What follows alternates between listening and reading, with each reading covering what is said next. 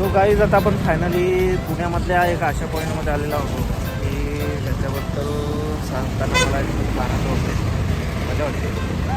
आणि फायनली 5 तासाच्या in the Pune अथक परिश्रमानंतर आपण अशा एका पावन भूमीमध्ये आहोत तिथे महात्मा असतील, नंतर तुकाराम महाराज असतील, त्याच्यानंतर माता सावित्रीबाई असतील, त्याच्यानंतर ज्ञानेश्वर माऊली असेल, अशा सगळ्याच महान लोकांच्या महान भूमीत आपण आता आलेलो आहोत. आणि तुम्हाला सगळ्यांना मला आता मी अशा एका पॉईंटवर उभा आहे की तिथे तुम्हाला तो पॉईंट दाखवायला मला आवडेल.